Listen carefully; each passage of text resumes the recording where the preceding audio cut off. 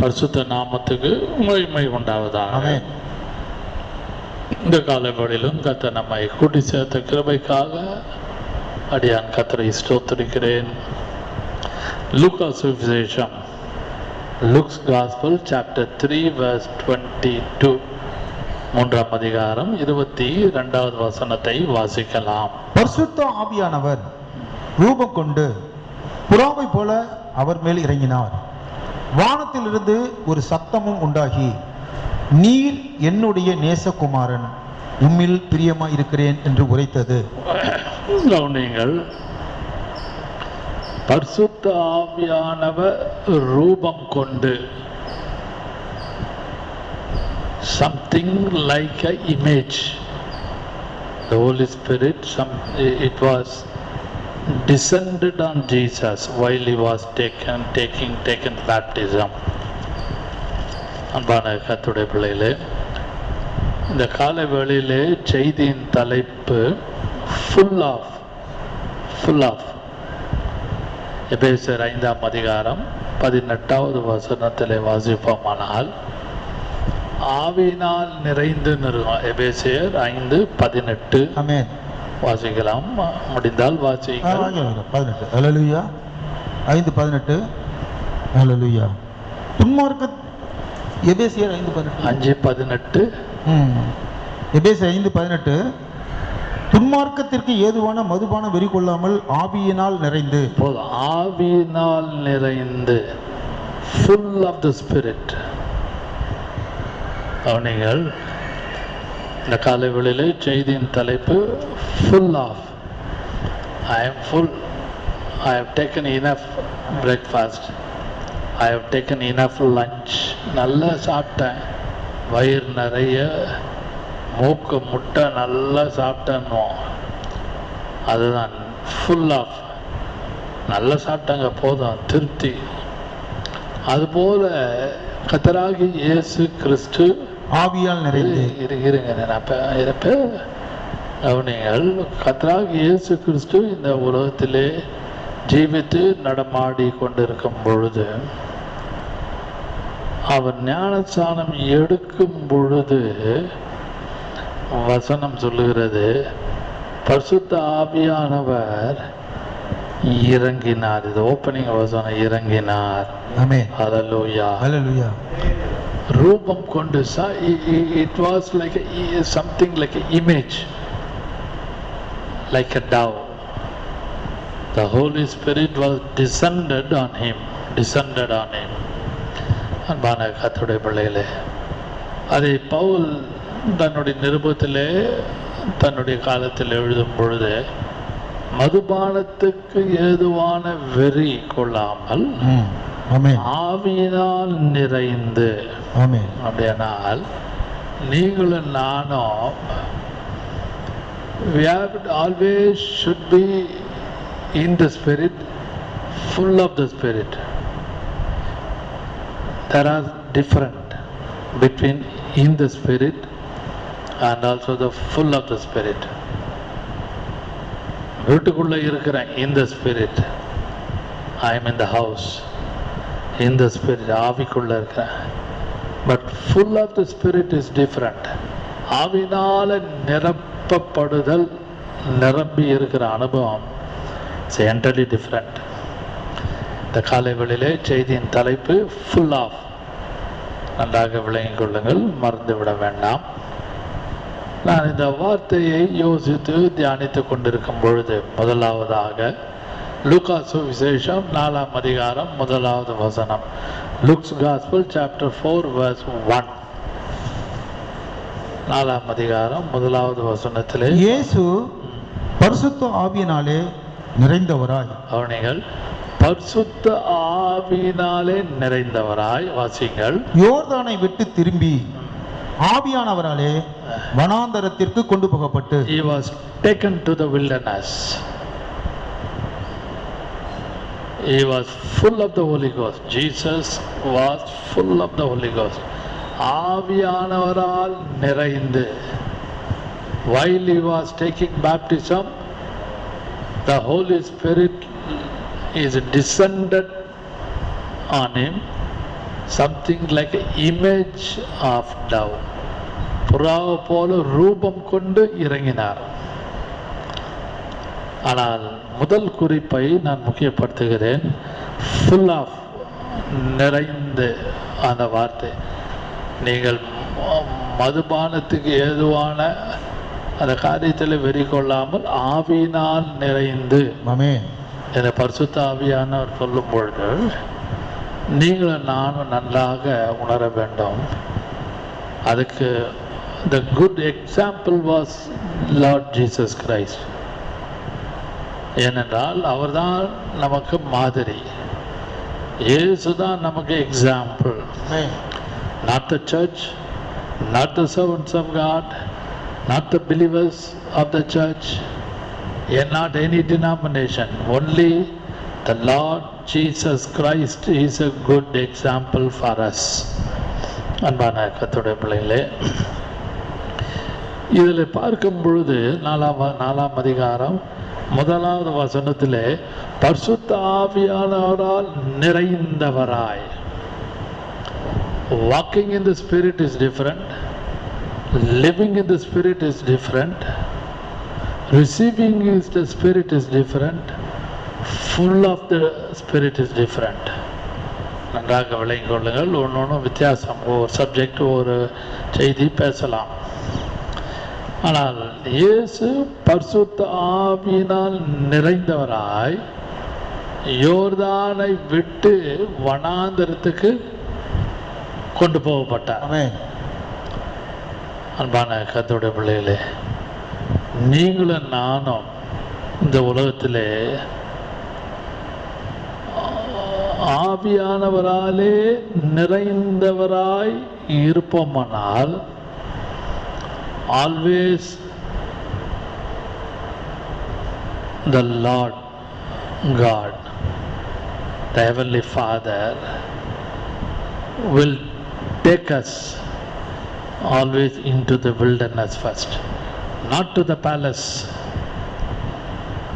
not to the city,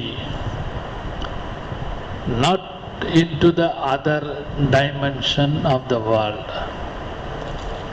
As soon as if you full of the Spirit, ஆவியினாலே நிறைந்து இருப்போமானால் உங்களையும் என்னையும் பிதாவாகிய தேவன் நம்மளை கொண்டு போகிற ஒரு இடம் ஒன்று உண்டானால் that is wilderness. Amen. அவர் அரண்மனைக்கு கொண்டு போக மாட்டார். He won't take us to the palace. He won't take us to the cities of the world. உலகத்தில் உள்ள நகரங்களுக்கு கொண்டு போக மாட்டார். Only to the wilderness. அவர் வனாந்தரத்திலே அவர் கொண்டு போகப்பட்டார், ஆவியினால் நிறைந்தவர். இந்த உலகம் முழுவதும் வனாந்தரமாக காணப்படுகிறது. வீடு, புருஷன், மனைவி, பிள்ளைகள். The house is something like a wilderness. The official sector, office is something like a wilderness. Ministry also is something like a wilderness. Sometimes everything is like a dark. இருளாக இருக்கும், இருட்டாக இருக்கும். நான் ஜெபம் பண்ண முடியலையே, பைபிள் படிக்க முடியலையே, விடுதலையாக ஊழியம் செய்ய முடியலையே, மகன் தடையாக இருக்கானே, மகள் தடையாக இருக்காளே, ரிலேஷன்ஸ் தடையாக இருக்காங்களே, நைபர்ஸ் தடையாக இருக்காங்களே, ஆஃபீஸில் நமக்கு எவ்வளோ தடைகள் இருக்குது, ஊழியம் விடுதலையாக செய்ய முடியலையே என்று these are all some kind of wilderness. இதெல்லாம் ஒரு வனாந்தரம். வீடு இருக்கா, வீடு இருக்கு. எலக்ட்ரிசிட்டி இருக்கா, எலக்ட்ரிசிட்டி இருக்கு. வீட்டில் லிஃப்ட் இருக்கா, லிஃப்ட் இருக்கு. Everything is full. ஆனால் ஆவியினாலே நிறைந்து இருப்போமானால், if you and I full of the Holy Ghost, அதில் ஒரு குறிப்பு இருக்கிறது. அந்த வசனத்தை 4ஆம் அதிகாரம் 1வது வசனத்தை வாசிக்கலாம்.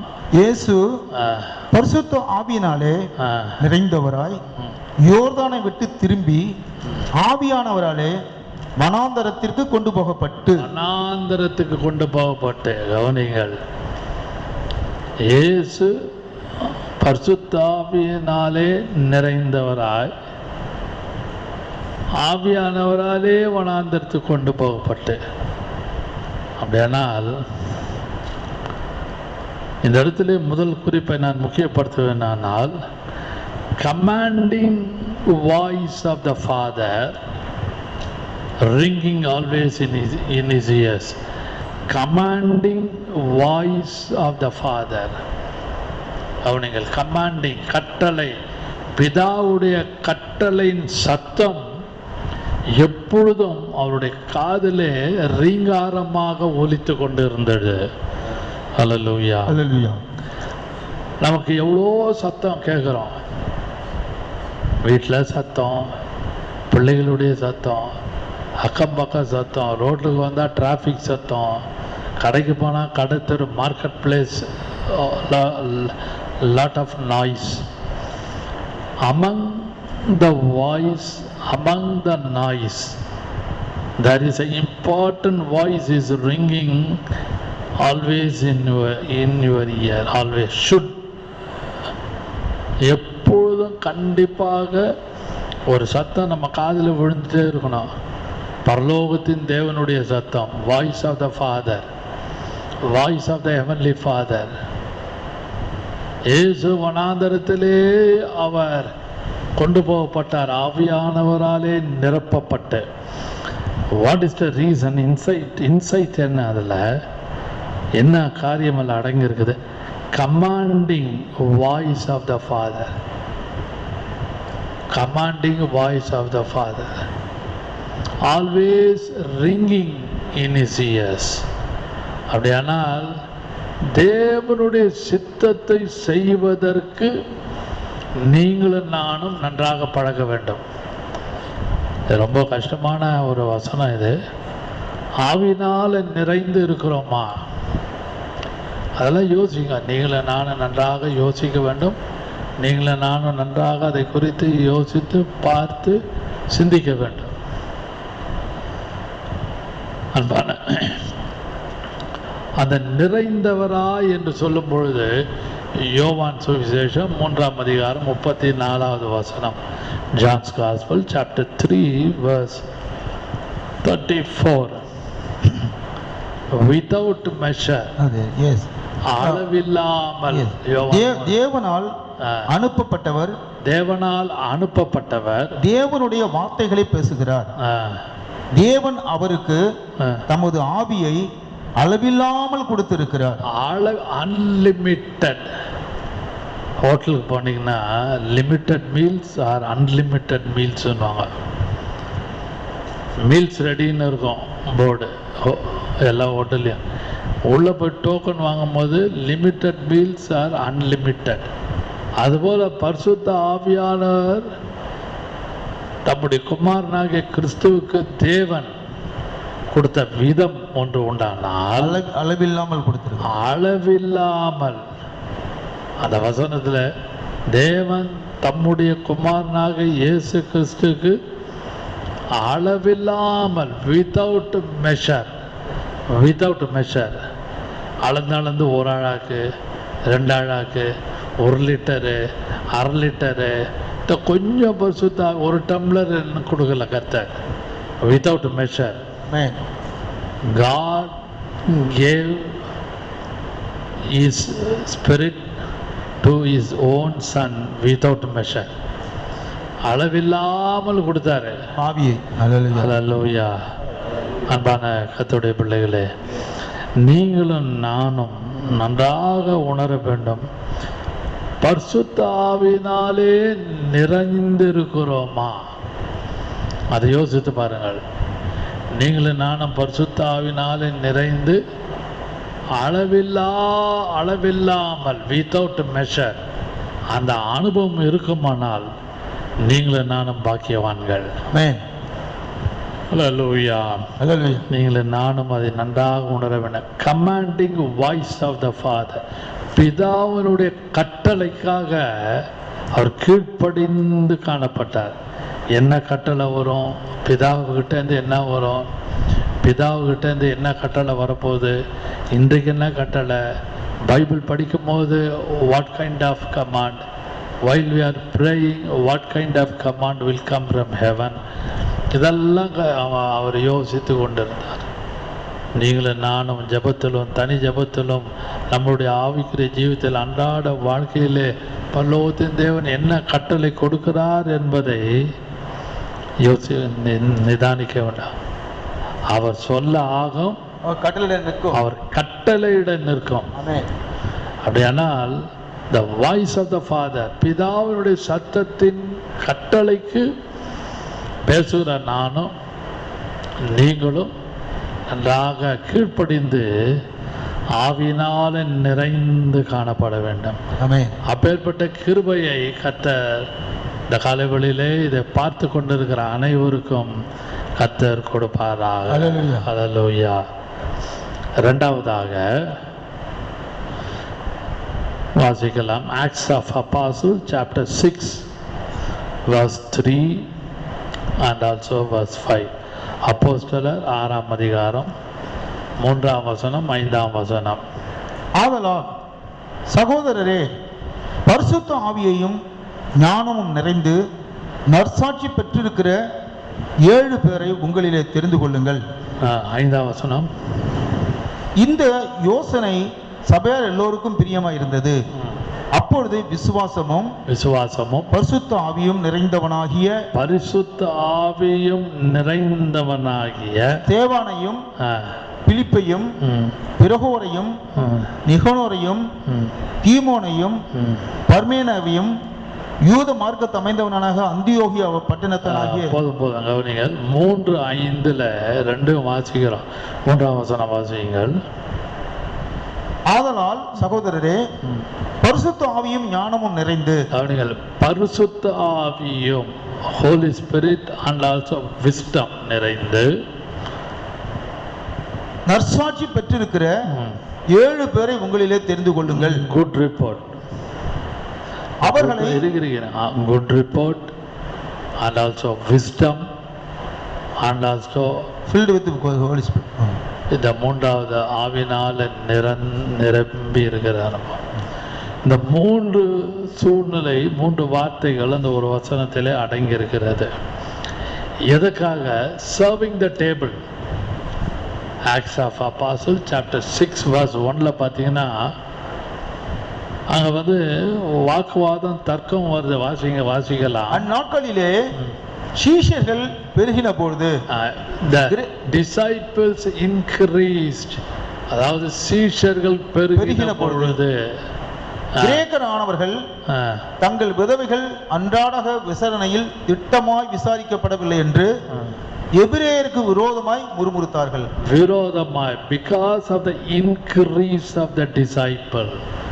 அவர்கள் சீஷர்கள் பெருகின பொழுது, ஒரு 10 பேர் 5 பேர் சபை நடத்தினா ப்ராப்ளமே இருக்காது. 100 பேர் 200 பேர் 300 பேர் 500 பேர் 1000 பேர் 10,000 பேர் 20,000 பேர்னா லாட் ஆஃப் ப்ராப்ளம். சீஷர்கள் பெருகின பொழுது, because of the disciples increased, the disciple increased. சபையில அனுதினமும் சீஷர்கள் அப்படியே உள்ள வந்துட்டே இருந்தாங்க. ரட்சிக்கப்பட்டு 3000 பேர் 5000 பேர் இன்கமிங் இருந்துட்டே இருந்தது. அப்போ எபிரேயர் கூட்டத்துக்கும் கிரேக்க கூட்டத்துக்கும் யூதர் கூட்டத்துக்கும் வாக்குவாதம், மர்மரிங், டகஃபார், இழுபறியாக காணப்பட்டது. அவர்கள் ஆவியினாலே நிறைந்து be filled in the spirit என்று சொல்லும் பொழுது, I am not talking about miracles. Miracles is entirely different. Full of the Holy Ghost is entirely different. நான் பேசுகிற இந்த 4-5 குறிப்பெல்லாம் மனதில் வைத்து கொள்ளுங்கள். எல்லாமே நான் மிரக்கல்ஸ். இயேசு ஆவியினாலே நிறைந்து வனாந்தரத்துக்கு போனார். வனாந்தரத்தில் அற்புதம் அடையாளம் செஞ்சாரா? சொல்லுங்க பார்க்கலாம். இல்லை, ஒன்றும் கிடையாது. He overcame the devil. Amen. He overcame the devil in the wilderness. இந்த ரெண்டாவது வசனம், ரெண்டாவது குறிப்பு அப்போஸ்தலர் 6:3-5 பார்ப்போமானால், நான் சொல்கிற ரெண்டாவது குறிப்பு இது நான் சொல்லுகிற ஒவ்வொரு குறிப்பிலும் நான் miracle. But what is the command for us after receiving taken the baptism, receiving the Holy Ghost? We have to full of the Holy Ghost. We have to full of ஆவினால் நிறைந்து காணப்பட வேண்டும். அதை நீங்களே நானும் நன்றாக விளங்கிக் கொள்ள வேண்டும். இந்த ரெண்டாவது குறிப்பு, முதல் குறிப்பெல்லாம் பார்த்தீங்கன்னா these are all non-miracles. ஒன்றுமே மிராக்கிளே கிடையாது. Miracle subject is entirely different. இது we have to be always filled in the Spirit, full of the Spirit, full of the Holy Ghost. ஆவினால நிறைந்து காணப்பட வேண்டும். அது எந்த இதுக்கு, what kind of work? Serving the table. பந்தி விசாரிப்பதற்கு. வாசியுங்கள் அந்த வசனம், முதல் வசனம், ரெண்டாம் வசனம். அப்பொழுது 12 சீஷர் கூட்டத்தை வரவழைத்து, நாங்கள் தேவ வசனத்தை போதியாமல் பந்தி விசாரணை செய்வது தகுதி அல்ல. பந்தி serving the table, menial job. serving the tables. அதான் ஹோட்டல் பண்ண சர்வர், காலத்து சர்வர்னும், இட்லி வேணும், தோசை வேணும், பூரி வேணும், சர்வர் கேட்பான். சர்விங் த டேபிள், பந்தி விசாரிப்பது. This is not referred to the communion. That table is different. But this is entirely different. There were Greeks, there were Hebrews, there were Jews. Among that group there were widows. அந்த விதவைகள்லாம் இருந்தாங்க. அவங்கள விசாரிக்கணும், பந்தி விசாரிக்கணும். Daily சாப்பாடு, morning tiffin, lunch, டின்னர்லாம் கொடுக்கணும். அதற்கு அந்த வேலையை செய்வது, சர்விங் த டேபிள், அந்த பந்தி விசாரிப்பதற்கு, சாப்பாடு போடுவதற்கு யார் தேவை? Full of the Holi Ghost. ஆவியினால் நிறைந்து. அன்பான கர்த்தருடைய பிள்ளைகளே, ரொம்ப சின்ன எக்ஸாம்பிள் எடுத்துங்க. வீட்டில் சாப்பிட உட்காரோம், சேரில் உட்காந்துட்டு, தட்டிலையோ சேர்லேயே உட்காந்து சாப்பிடுவோம். டைனிங் டேபிள் தான் டைனிங் டேபிள், இல்லை கீழே உட்காந்து சப்பளங்கால் போட்டு உட்காந்து சாப்பிடுவோம். ஒவ்வொருத்தரும் ஒரு வீட்டில் ஒரு விதமாக சாப்பிடுவாங்க. சாதாரணமாக daily day to day affair I'm telling. அதில் ஏதாவது குறை இருக்கும். சாம்பார் குறைவாக இருக்கும், ரசம் குறைவாக இருக்கும், இல்லை நான்வெஜ் குறைவான்னா அது போய் உள்ளே போய் எடுத்துகிட்டு வரணும்னா போய் எடுக்க மாட்டாங்க. அதை போய் அதான் பந்தி விசாரிக்கிறது, போய் எடுத்துகிட்டு போட்டு சாப்பிட்றதுக்கு அவ்வளோ கஷ்டம். அன்பான கர்த்தருடைய பிள்ளைகளே, serving the table, serving the table, இதெல்லாம் ஸ்பிரிட் ஃபில்டு லைஃப்பில் இதெல்லாம் எதுக்குள்ள வந்து அண்டர் நான் மிராக்கிள். நான் மிராக்கிள் எந்த விதமான அற்புத அடையாளம் கிடையாது. இயேசு வனாந்தர் பரிசுத்த ஆவினால் நிறைந்தவராய் வனாந்தரத்துக்கு கொண்டு போகப்பட்டார். அற்புத அடையாளம் செஞ்சாரா? இல்லை. ரெண்டாவது குறிப்பு அப்போஸ்தலர் 6:3-5 பார்க்குறோம். பந்தி விசாரிப்பதற்கு என்ன தேவை? பரிசுத்த ஆவியினால் நிறைந்து, நல்ல விவேக ஞானம், நல்ல நற்சாட்சி, குட் ரிப்போர்ட். இதெல்லாம் எப்படி கிடைக்குது? நல்ல ஆவியினால் நிறைந்து. 7 பேர் செலக்ட் பண்ணுறாங்க. அந்த 7 பேர், there were 7 people, all are filled with the Holy Ghost, full of the Holy Ghost. They got a good report. நற்சாட்சி இருந்தது. And also they got a wisdom, ஞானம் இருந்தது. நீங்க ஆவியினாலே நிறைந்து இருந்தால், வீட்டுக்குள்ளேயும் வெளியிலேயும் வேலை ஸ்தலத்திலும் ஊழியத்தின் பாதையிலும் ஆவியினாலே நிறைந்து இருப்பீர்களானால் நல்ல சாட்சி உண்டு, நல்ல ஒரு காரியத்தை கர்த்தர் அழகாக வைத்த பரிசுத்தாவினால் நிறைந்து நல்ல சாட்சி, இதெல்லாம் அங்கே குட் ரிப்போர்ட், நல்ல ஞானம், விஸ்டம், இதெல்லாம் கர்த்தர் கொடுப்பாராக. ஆமென். ஹல்லேலூயா. ஹல்லேலூயா. இதுக்கெல்லாம் qualification. What is the qualification? Full of the Holi Ghost. ஆவியினாலே நிறைந்து நீங்களும் நானும் காணப்பட வேண்டும். அப்படிப்பட்ட கிருபையை பேசுகிற எனக்கும் உங்களுக்கும் இயேசு கிறிஸ்து நமக்கு கொடுப்பாராக. மூன்றாவதாக 7ஆம் அதிகாரம், அப்போஸ்தலர் 7ஆம் அதிகாரம் 55வது வசனம், acts of apostle 7:55.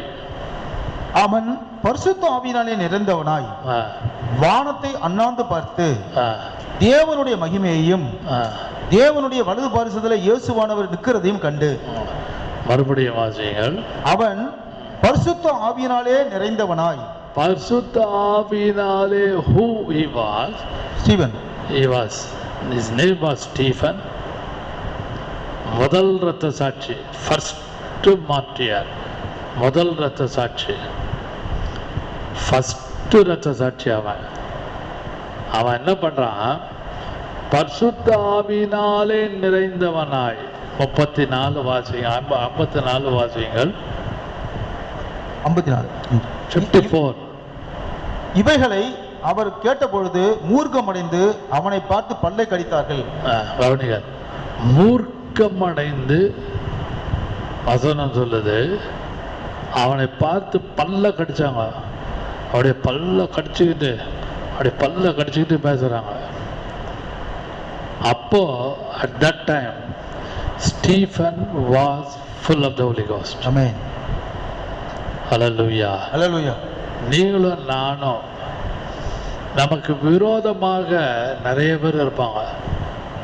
within the family, within the official sector, within the ministry, or in our locality or area.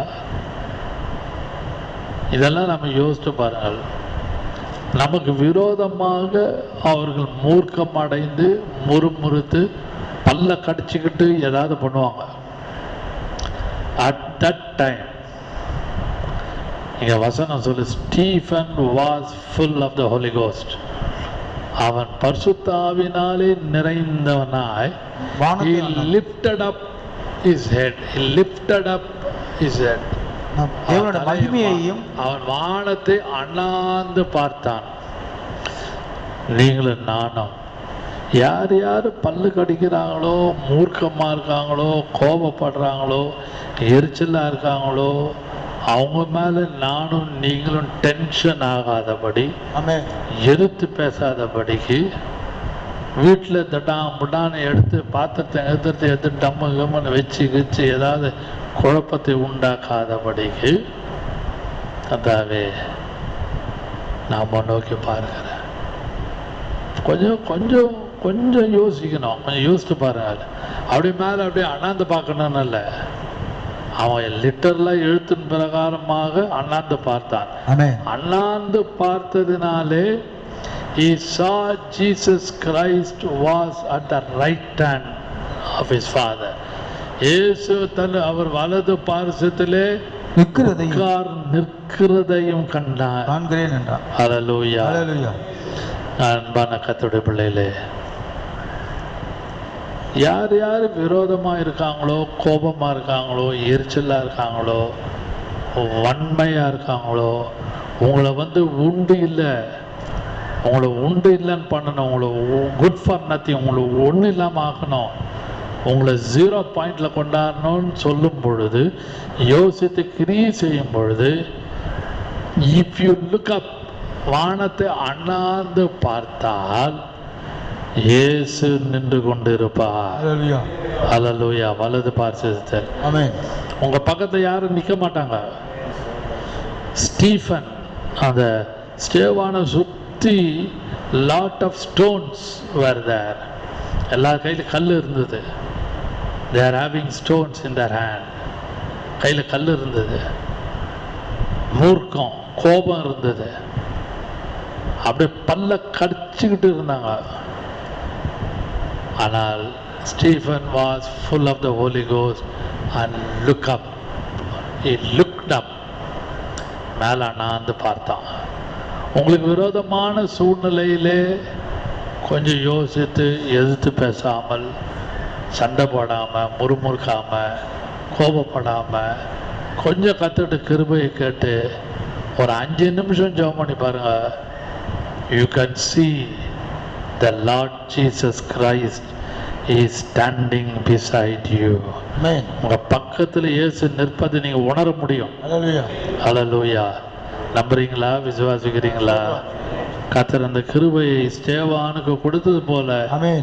இந்த காலை வேளையிலே உங்களுக்கும் எனக்கும் இதை பார்த்து கொண்டிருக்கிற அனைவருக்கும் இயேசு கிறிஸ்து கட்டளையிடுவாராக. Hallelujah. ஹல்லேலூயா. கடைசியாக 4வதாக அப்போஸ்தலர் 11ஆம் அதிகாரம் 24வது வசனம். Acts of Apostles chapter 11:24. அவன் நல்லவனும் பரிசுத்த ஆவியினாலும் விசுவாசத்தினாலும் நிறைந்தவனுமாயிருந்தான். அவன் நல்லவனும் பரிசுத்த ஆவியினாலும் விசுவாசத்தினாலும் நிறைந்தவனுமாயிருந்தான். அநேக ஜனங்கள் கர்த்தரிடமாய் சேர்க்கப்பட்டார்கள்.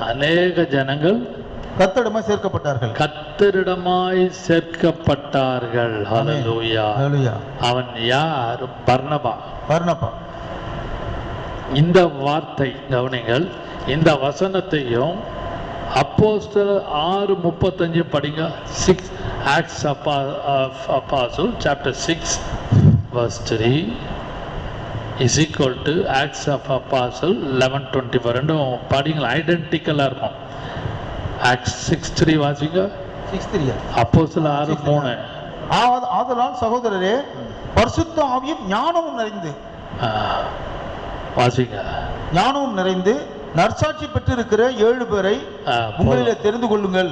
போதும். அது அப்போஸ்தலர் 11:24 வாசிங்க. இப்போ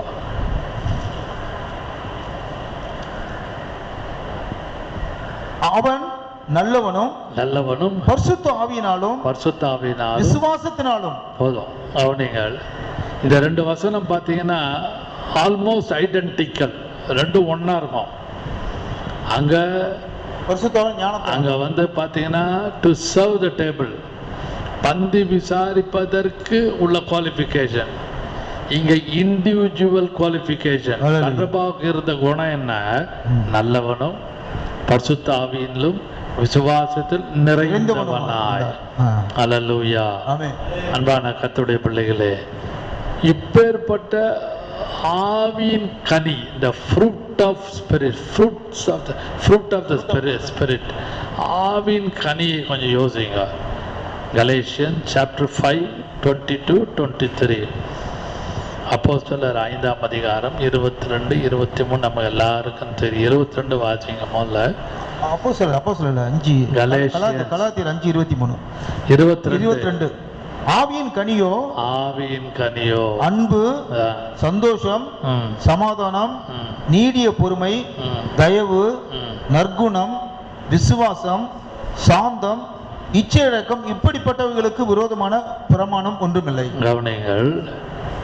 ஆவியின் கனியோ, இத ஸ்பிரிட் ஃபில்டு லைஃப், ஆவியினால நிறைந்த, full of the Holi Ghost சொல்லும் பொழுது ஆட்டோமேட்டிக்கா யூ வில் கெட் ஆவியின் கனி, ஃப்ரூட் ஆஃப் த ஸ்பிரிட், ஆவியின் கனி. அதை யோசித்து பாருங்கள். யாருக்கு இது இருந்தது? பர்னபாவுக்கு இருந்தது. இது யாருக்கு இருந்தது? அந்த அப்போஸ்தலர் 6ஆம் அதிகாரம் 3ஆம் வசனத்துல உள்ளவங்களுக்கு இருந்தது. அந்த 7 பேருக்கு இருந்தது. அதுபோல் இந்த கிருபையின் காலத்திலே உங்களுக்கும் எனக்கும் இந்த ஆவின் கனியாகிய 9 அந்த ஆவின் கனி இருக்குதான்னு யோசிங்க. அன்பு, அதாவது அன்பு, சந்தோஷம், சமாதானம், நீடிய பொறுமை, இச்சை அடக்கம், இதெல்லாம் எப்ப இருக்கான்னு பாருங்க. இதெல்லாம் இருக்குமானால் நீங்களும் நானும் பாக்கியவான்கள். 4 குறிப்பை நாம் தியானித்தோம். முதலாவது லூக்கா 4:1 பார்த்தோம். Commanding voice of the father, commanding voice of the father ringing always in his ears. லூக்கா 4:1 ஆவியினால் நிறைந்தவராய் காணப்பட்டார்.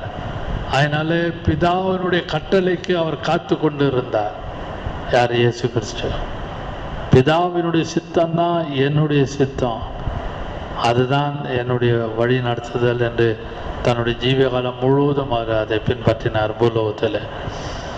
இரண்டாவது, serving the table full of the Holi ghost. ஆவினால் நிறைந்து இருக்கிறவர்கள் தான் இந்த டேபிள் பந்தி விசாரிக்க முடியும். ஸ்டீஃபன் அவன் முதல் இரத்த சாட்சியாக ஸ்டேவான் ஆவினால் நிறைந்து he looked up into heaven. அவன் வானத்தை அண்ணாந்து பார்த்தான். he saw that Jesus was standing on the right side of the Father. இயேசு கிறிஸ்து பிதாவினுடைய வலது பார்சத்திலே நிற்பதை அவன் ஆமென் ஆமென். கடைசியாக அப்போஸ்தலர் 11:24 நாம் வாசிக்கிறோம். என்ன வாசித்தோம்? நல்லவனும் நற்சாட்சி பெற்றவனும். இது ரெண்டும் நமக்கு ஆவியினால நிறைந்து இருப்போமானால், விஸ்டம், குட் ரிப்போர்ட் எல்லாமே நமக்கு கொடுத்து ஆவிக்குரிய ஜீவியத்திலே நாம் நிரப்பப்பட்டவர்களாக காணும். கர்த்தாவே என்னை நிரப்பும் ஐயா, என்னை நிரப்பும் ஐயா, என்னை நிரப்பும் ஐயா என்று கேட்க வேண்டும். Hallelujah hallelujah. Praise the lord, praise the lord. Fill my cup, Lord, I lift it up, Lord. Come and quench the thirsting of my soul. Bread of heaven, feed me till I want no more. Fill my cup, fill it up, and make me whole. வலது கரத்தை நெஞ்சில வைத்து நாம் பாடலாம். Fill my cup, Lord, I lift it up, Lord. Come and quench the thirsting of my soul. Bread of heaven, feed me till I want no more. Fill my cup, fill it up, and make me whole. Make me whole. Fill my cup. Nirappum. Fill my cup.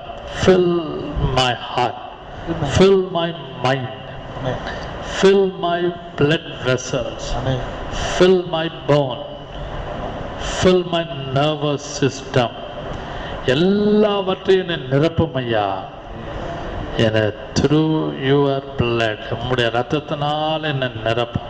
உம்முடைய ஆவியினால் through the Holi Ghost, through the Spirit நிரப்பும் ஐயா. என்னை நிரப்பும் ஐயா. நிரப்பி make me whole. I should be full of the Holy Ghost. Make me whole. முழுவதுமாக என்னை நிரப்பி ஆட்கொண்டு நடத்துவீராக. அன்பின் பிதாவே, இந்த காலை ஆராதனைக்காக நாங்கள் எங்களை தாழ்த்தி உடைய சமூகத்தில் வருகிறோம். அப்பா, நீர் எங்களோடு இடைப்பட்ட கிருபைக்காக ஸ்தோத்திரம்.